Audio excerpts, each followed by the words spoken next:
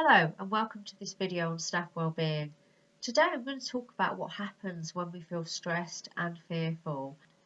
And what normally happens is that we would respond in one of three ways. So we may respond with a fight response, and this is where we find ourselves being more challenging, perhaps more controlling, argumentative and reactive than we would normally be. Or it may be that we respond with a flight response, and this is where we literally want to run away. And if we're not able to do that, then perhaps we're a bit more restless, fidgety, agitated than we would normally be. Or it may be that we respond with a freeze response, and this is where we withdraw, we shut down, we're perhaps less responsive than we would normally be. So all of those behaviours are an indication that we're feeling really stressed and fearful. And it's just useful to be aware of which of those you use in different situations.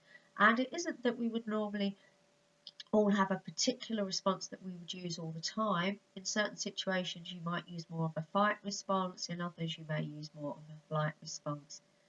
And these are often unconscious things. They're not necessarily things that we're aware of. They're things that we've developed as a way of managing stressful situations. The other thing that can happen when we feel really stressed and anxious is that the stress hormone cortisol starts racing around our body. And cortisol is often present, understandably, when Ofsted come, and that's when you just start feeling more agitated, perhaps feeling a bit more sick than you normally would, and that's the cortisol racing around your body. The other thing that happens is that it affects our brain. So our memory, our organisation, perhaps our rational thinking goes out of the window, and often our processes is affecting as well. So actually, we're trying to work out how to do something, we can't quite get our head around it. And the other thing that happens is that our immune system is often weakened. So it's just really useful to be aware of that in terms of what you're eating, making sure you're getting enough sleep. So what can we do when we feel like that? So it's really useful to just think about what brings us joy, what makes us feel better. For some of us that might be talking to somebody, for others of us it might be playing music, perhaps having a bit of a dance, moving about, reading a book, anything that you just think, actually that really brings me joy, I really like doing that.